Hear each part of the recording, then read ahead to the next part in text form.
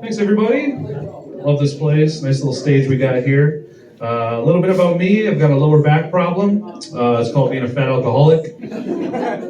So, I find myself late at night doing prison pose in front of my fridge like this, because I can't bend at the waist. Not comfortably anyway, not for a long period of time. I'm indecisive when I got the munchies, is what I'm saying. A little pit bull puppy down here. And my daughter comes out of nowhere and she's just like, "What's going on, Daddy?" And I'm like, "Oh. We gotta lay Daddy down and start from the beginning. I don't know what to do." Pulled a muscle in my back, you guys. Wiping my own ass. Yeah, it was a shame. It sucks, right? So I'm experimenting with being a front wiper. Exciting stuff, turning over a new leaf in my mid-30s, and I have some qualms with it. We had a front wiper in my high school when I was younger, and we called him shit nuts for 4 years. Yeah, and I don't want to be a shit nuts, but like logistically, my new method works out really well. I'm worried about pulling the front muscle though. I started getting some pains up here. Like, I don't have abs, but and you can't pull an organ. And I asked my doctor about it, and she's like, "That's your liver. That's liver damage." So,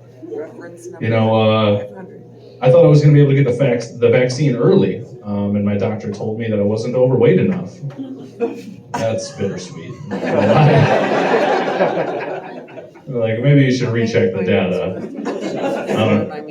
It's like it's flattering a little bit. It's almost like when Army recruiters first started getting a hold of me in my early 30s after not talking to me since I graduated.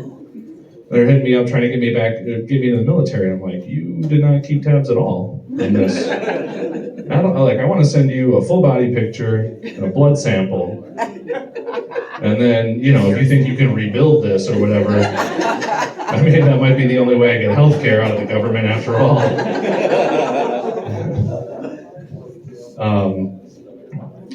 I know what I look like. Sometimes, you feel like you can get away with something like, cute girls can wear a Jeffrey Dahmer t-shirt, for example, and just be like, "I'm into murderers." Or like, really what they're saying is they'd let a murderer into them, I think. But if I wear a Jeffrey Dahmer t-shirt, it kind of says I'm into murder. Which is why I'm trying not to do rape jokes on stage anymore. Looking like a Steven Seagal fuck Benjamin Franklin kind of mix up bullshit, Penn Jillette kind of, I can't even walk up behind a woman and say, "Pardon me, miss," unless she already knew I was on my way there. It's very startling. It's a lot of like, "Whoa, Michael Myers, what are we doing here?" I'm kind of an asshole, if you can tell by that bit of writing that I can do about myself, I don't know what kind of asshole yet, though, because Facebook doesn't have a quiz for that shit. So I find myself up late at night taking personality tests online, drunk. I wear a lab coat when I do it, so it's very official. And I found out I'm 0th percentile in politeness, which I found odd, because I worked in the service industry forever. And I'm from Wisconsin, we're obnoxiously polite here. I'll say excuse me to somebody and they say sorry. I'm trying to excuse my fatness from you. I'm the one who's sorry here. For example, I was at a big friendly Wisconsin orgy with these first 4 tables here. This gentleman here bumped dicks. We're both gonna say excuse me. But for sure one of us is saying "ope."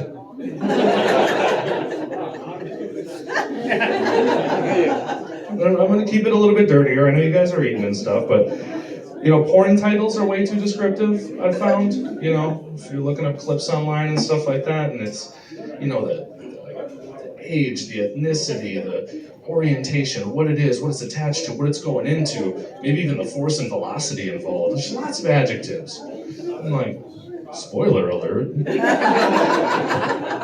What if Hollywood blockbusters were being titled that way?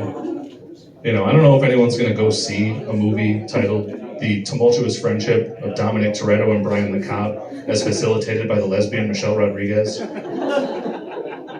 But I'll download every porn titled The Fast and the Furious. That's the kind of sex life I'm living right now anyway, you know, if you catch my Tokyo drift. Porn in the age of smartphones is a real problem now. Like when I was younger, you're lucky if you happened upon some porn, like nudie playing cards or a fountain pen that you flip upside down. And you hide that shit, buried in a hole and mark it with a stick. You know, bring a whole new meaning to the word dirty magazine. And nowadays, it's like you can open 96 tabs across 37 fetishes, all video, high quality, high def. Fantastic descriptions, you know exactly what you're getting into, and just go 90 seconds of whoop, and I just don't understand it, you know? I just don't get it. And being wrong in the age of smartphones is a real problem too. I skipped a part. You guys, the WNBA needs to get equal pay, right? In order for them to get equal pay, we need common sense regulations on internet porn. Nobody's watching clothed lesbians go at it while Pornhub is a thing. And being wrong in the age of smartphones is also a problem because people don't ask each other weird questions anymore. You can't just have a conversation where everybody's wrong. Somebody's going to play podcast producer to your conversation after a few minutes. Be Googling shit on their phone. I'm like, I'm drunk. Can I just be wrong? Tell me tomorrow. You know, and like I had a friend in school. He came up to me once and he said, James, how does the woman come if the man's wearing a condom? And I'm like, hey, I don't know what health class you were in, but you're not supposed to like shoot it right into the cervix like you're playing a carnival clown game at the Brown County Fair. There's other anatomy involved in what you're trying to accomplish here. I suggest you look it up and maybe just stay away from the cervix. I don't know if you're supposed to be touching that at all, really. You know, the same guy, he comes up to me a couple years later and he's like, how does the woman produce breast milk if she's not supposed to have sex for several weeks after the birth? And I'm just like, I don't know what association you are putting, like cum does not produce breast milk. How are we in the same grade? Please stay in school. The same gentleman, later in high school, dumped his girlfriend because he thought that if he saw something dripping down her leg when they were done having sex, that meant she didn't have a tight vagina. And I'm like, dude, just trust the feel. Like, what are you talking about? She's not a concrete mixer. Nobody's tipping her upside down at the drive-thru to prove the fucking... Because I don't know any of that works. None of that works that way. And I'm like, what is your obsession with cum, sir? Like, why do you keep coming to me with these fucking questions? I don't understand this at all. Bestiality was made a felony in Wisconsin about 18 months ago.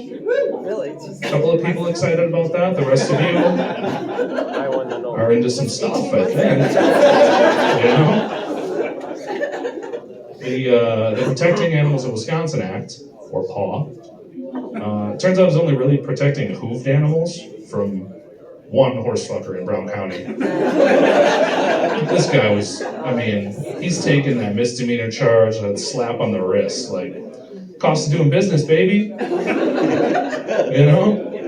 And so that tells me that whatever that fine was, has to be cheaper than getting a Wisconsin girl drunk in a bar, right? No, you're not supposed to say that. We'll change it. It's cheaper than a prostitute in this area. You know, and a buddy of mine, he goes, James, how do these people sleep at night? I'm like, the horse fuckers? And he's like, yeah. I'm like, well, I don't know how about you, man, but I sleep fucking great when my balls are empty. I don't have to worry about it. That guy's probably living his best life. I don't think people who do deplorable things have a problem sleeping. You know? It's the rest of us with a conscience that actually stay up at night. And I told him, I'm kind of libertarian on the issue anyway. Like, if it's your horse, what's the big deal? No? Anyone? I don't know. Are you gonna tell me I can't fuck my couch next? It's my couch, I paid for it, dude. This is America. No. You know, I feel like, you're not gonna... We're not gonna need like written consent from sex toys in the future, are we? Is that where we're headed with all this? I mean, but let's put ourselves in a place where maybe we're shopping for an animal for that purpose, right? And that was like a legal or like mildly acceptable thing. It would definitely sound a lot better when I'm telling the people I'm in the market for a 7-year-old Arabian.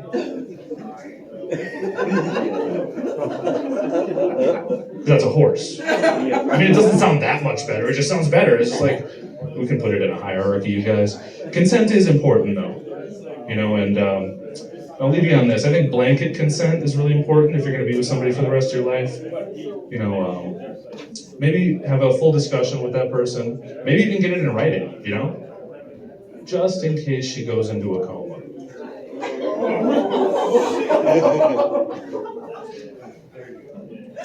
I mean, I don't know if there's conjugal visits in the coma ward, but I do know that America's run by lawyers and legal documents.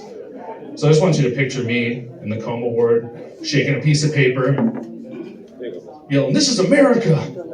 This is a document. You're disrespecting the sanctity of my marriage? What am I supposed to do?"